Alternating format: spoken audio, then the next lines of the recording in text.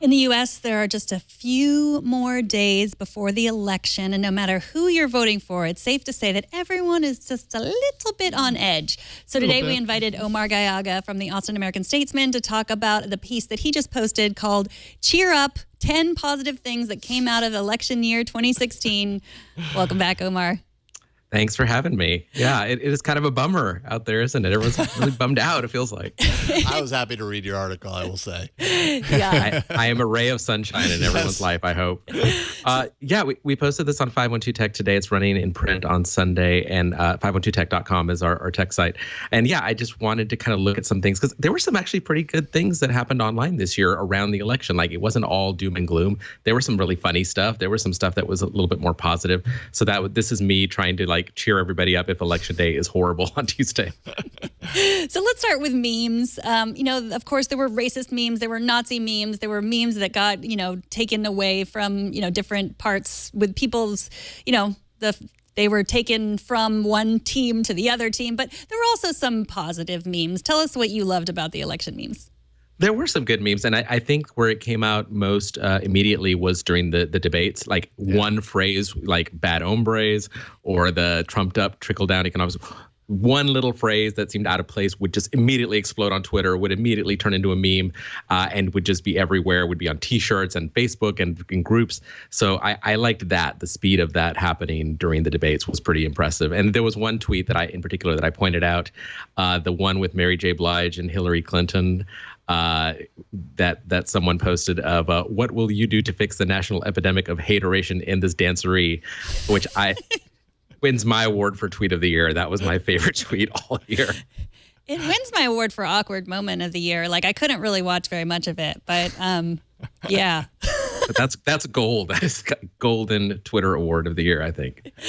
So now I would say, and this is not positive, but I would say that the internet has not done any favors to truth this year. There's just, what truth is seems really different from party to party. But you say that the internet was great for fact checking. Can you talk a little bit about that? I think we definitely had to step it up this year, and a lot of it came from organizations that had been kind of written off as kind of behind the times. Your traditional news organizations like the New York Times and the Washington Post really stepped it up this year with their investigative reporting. And then, we always go back to Snopes when somebody posts something fishy on Facebook. NPR had a really great real-time debate fact checker that worked out great, and PolitiFact was like an overdrive this year. So I think there were places you could go. The problem, I think, this year was that there were people who just were not going to look at those places and were not going to accept any kind of factual truth in anything. But there were places to go if you wanted to fact check things. Yeah, I think that was really the big challenge. The main thing that I could take away from the lead up to this presidential election this time around, this is the first major presidential election where social media played a huge role in all of it, in forming opinion, in allowing the sharing of information, allowing the sharing of disinformation. So I can't tell if that's a positive or a negative. That I think it's a positive because I'm pro technology, and I love that this technology that is relatively new in the long run is now so empowered and carries so much weight. But at the same time, like you say, there were places to find this information, but by and large, many people didn't care to find the information. It's just great to kind of go with what you see, trust what you see, and not take that extra step. So I can't tell if it's positive or negative. I think in some ways, in one way, everything became even more bite-sized. We thought Twitter 4 years ago and 8 years ago was too little information, and now we have Snaps and Vines and things that are even more bite-sized than Twitter. But then there were some really positive things that I saw, especially on Twitter and Facebook, where the hashtag of not okay that was started to discuss sexual harassment and sexual assault. Really important, interesting, and discussions were happening on Twitter and Facebook around that issue that had not been discussed publicly before. People were coming forward with stories that they had never told anyone before through social media. Right. I think those frank discussions just were not happening before this election. Mm-hmm. So yeah, Twitter really, I mean, I found like with hashtags, you could really dig out and find those moments. But what about our more personal social networks, like our Facebook? Like how did they withstand the weight of all of this? Did you find that people are really just keeping into their own echo chambers, or like finally like unfollowing, Uncle Joe because he's so offensive? Or like how do you think that Facebook did? Yeah, again, that's like a double-edged sword. Is I think the danger is in getting rid of everyone on your Facebook feed that doesn't agree with you. That's definitely maybe not a good way to go. But I also think, to put a positive spin on it, I think people were evaluating their relationships more seriously this year, going, sure. I've put up with this person's BS for many, many years. It's time to cull them from my feed. It's time to reevaluate some of these relationships.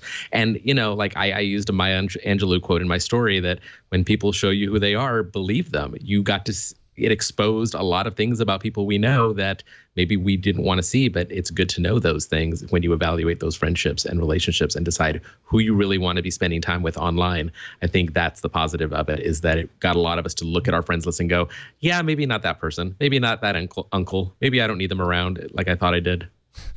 Once a year is enough, not every day in my feed. I'm a music fan, so I really appreciated you calling out some of the viral music videos, because I have seen the Dirty Dancing remix of Time of My Life, and I thought that was hysterical, so that's a classic. But I had not seen Weird Al's Bad Hombres Nasty Woman video, and I mean, it had me in stitches earlier today. That was awesome. I have been a fan of those guys. The guys that used to do Auto-Tune the News, now they're called Songify and Shmoyoho on YouTube. They are amazing, and they're so consistent. They did videos for all three debates. They did one with Blondie, one with Weird Al, and one with Joseph Gordon-Levitt. All three are fantastic. Epic Rap Battle was fantastic. Their Donald Trump versus Hillary Clinton was amazing. And then there was the musical meme during one of the debates with the Islands in the Stream, Kenny Rogers, Dolly Parton kind of mashup. So yeah, there was a lot of good music that came out of this election online.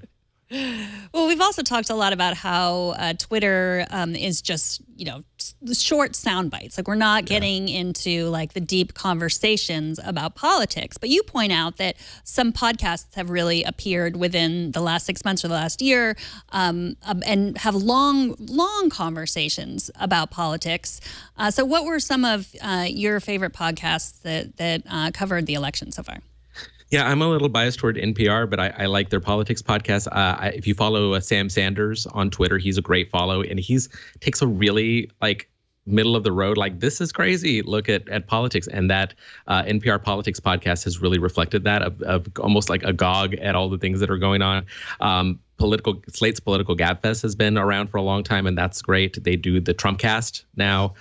The Run-Up is good from the New York Times. Vox's The Weeds, and 538 Elections. If you're one of those people that's refreshing your 538 election map every 5 seconds, that's the podcast you want to be listening to. Mm-hmm. Well, it's so funny. I was listening to Keeping It 1600, which is a podcast from The Ringer. Yeah. And I listened to it this morning, and then, it's like it was probably released yesterday or something. And Merlin Mann, who I follow on Twitter, who I love, he quoted that podcast, and it was just this moment, this wonderful moment in it's like live. You can't really live tweet podcasts because unless you're watching this live, you could.